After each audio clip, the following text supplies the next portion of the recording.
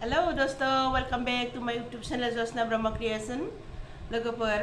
गोजोन फुंबिलिनि अननाय आरो सिबिनाय बावहरबाय लोगोफोर दिनै आङो फुङावनो माबा मोनसे खामानि मावथारनो होननानै थांखि लादों मानोना दिनै सानडे बेनिफ्राय आंनाबो हासबेन्डआ स्कुल गैया बेनिफ्राय गथ' सासे दङ माने आंनि गथ'फ्रा सानैबो गुवाहाटियावसो थायो ओमफ्राय सासे आदानि फिसाला फरायनो थाफैयो आंनाव बेनाबो कलेजआ बन्द दिनै सानडे नालाय बेनिफ्राय आं दिनै बे खामानिखौ मावथारगोन होननानै आं थांखि लाबाय फुङावनो मानोना सम मोनथाराखै बेनिफ्राय आं दा ब्रेकफास्ट बानायग्रोनि ब्रेकफास्ट बानायखांनायनि उनावनो आं बे खामानिखौ मावगोन बेनिफ्राय आंनि चेनेलखौ सोरबाफोर गोदानै आंनि चेनेलाव हाबदोंब्ला अननानै नोंथांमोनहा शेयार आरो साबस्क्राइब खालामनानै होदो बेनिफ्राय नोंथांमोनहा नायलांबाय थादो आंनि दिनैनि भिडिअखौ नै आं दा ब्रेकफास्ट बानायनो लादों लोगोफोर नायलांबाय थादो दिनै आं मैदाखौनो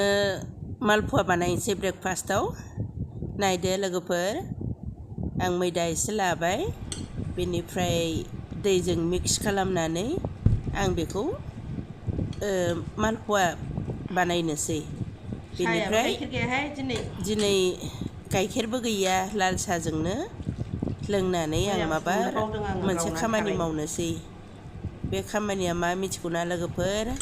आं मुला फोनो हा जावग्लिनो नागिरदों एसे माने गोबाव जाबाय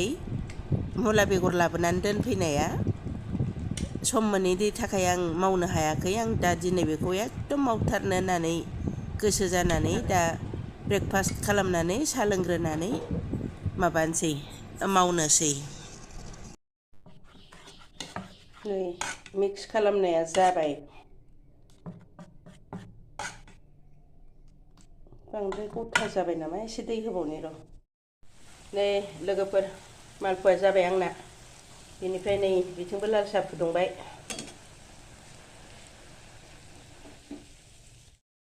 हमारा नाश्ता तैयार हो गया है दोस्तों ये देखिए लोगोफोर नै जोंना नाश्ता तैयार जाबाय जों दा ब्रेकफास्ट खालामसै बेनि उनाव आं दा खामानिखौ मावहैनोसै ब्रेकफास्ट खालामगोनसै जों दा नै लोगोफोर दाना ब्रेकफास्ट खालामखांबाय होथानोसै आं दानिया खामानि मावनाया आंनि खामानिया जाबाय मुला फोनो हा जावफ्लेनाय लोगोफोर दाख्लैनो बेगर लाबोदोंमोन फोनो सोलाबैनो थादों दा ओमफ्राय हायाबो एसे गिसि अखा हानायखाय दा थेवबाबो आं एसे दिनै एसेबाबो जावग्लिनानै दोनसै हाग्राखौ साफा खालामनानै दोनग्रोनोसै लोगोफोर नायलांबाय थादो आं मुला फोनो हा जावग्लिनायखौ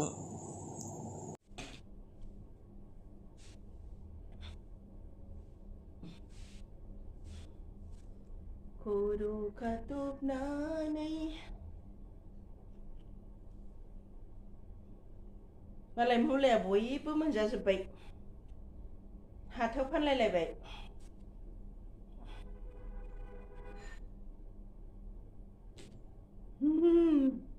लोगोफोर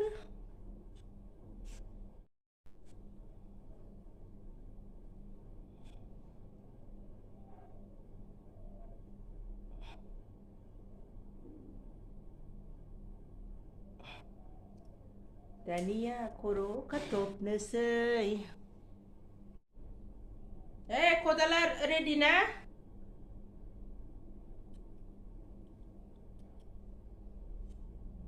मुला फोनो हा जावग्लिनो रेडि दिनै एसे जावग्लिनानै दोनसै बेनिफ्राय गाबोन आरो खनसेबाव जावग्लिनानै माबानोसै फोनोसै मुला खामानिखौ मावथारनो होननानै मावथारबासो जायोहाय नङाबा जाया नै जावजेनसै लोगोफोर मुला फोनो दिनै हाग्राखौल' सननानै दोनसैहां अखा हानायखाय हायाबो गिसि माथो बे हाग्राखौ दिनै सनस्रांग्रोजोबनोसै बेनिफ्राय गाबोन सानसे थानानै समफोर नै बे खामाहाय नारिखल बिखं बेवहाय मुलायासो जागोन माने मैगं बिगुर माबा माबि गारनानै बे थालिरखौ नांलाहाय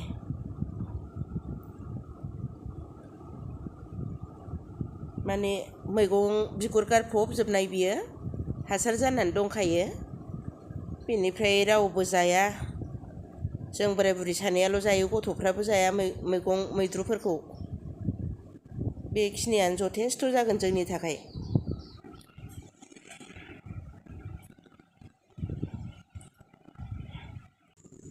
बर'नि अखोराङाव दाबोनो बुस्राङाखै जोमै दाखा दावखा बिदै अराय समा दाबोनो गादब जानाय आयौ खेरेन्दाय बिराद जोनोम जादों देग्लाय बेलेग बोसोराव इसिबां जायामोन माबारसाव नै मैथाया फांसेमोन दानफायनायसो जालायलांबाय दालायखौ आदर खालामनायमोनबा फांसेयानो मोजां जागौमोन दालाय फाबावसै आयौ नैबे फुनो मोजांथारदां नै ओरैनो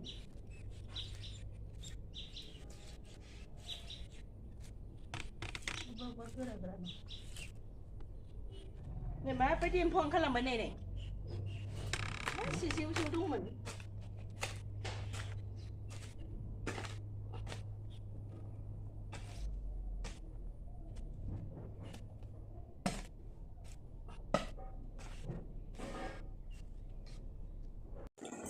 सानजा सोनाबहा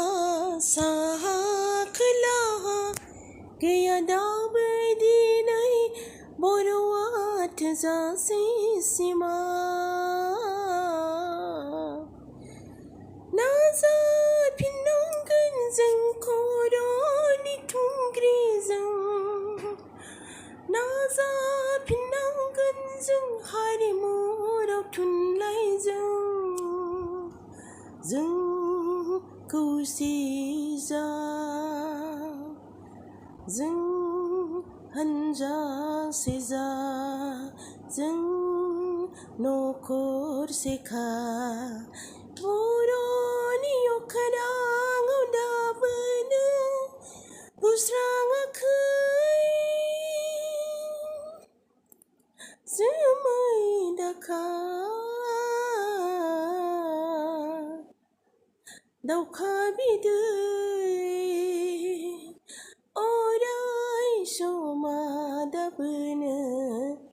नासयजानाय अराय समा दाबोनो गादब जानाय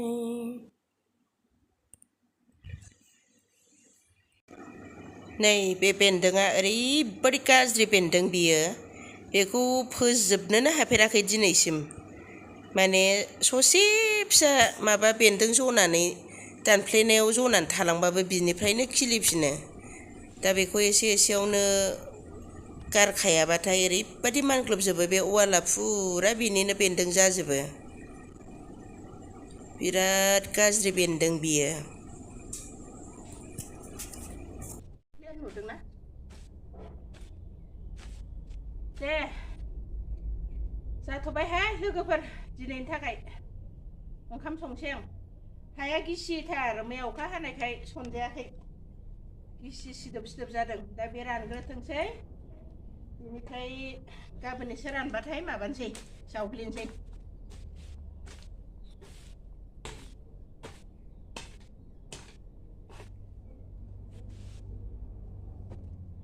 बेगरा दाख्लैनो जाथ'बाय दिनै हाथायाव ओंखारनाय मुलाखौ बायनानै जानो गिलायलाङोहाय ओंखायनो न'आवनो एसेबाबो मावनानै जानांगौ ओंखायनो एसेबाबो जावलु जावला फोबायबायनानै जाथारो आङो आंना हौवाया जावलुफेरा सानसेबो आंनोसै बेखौ गासिबो गाबोन माबासिगोन आङो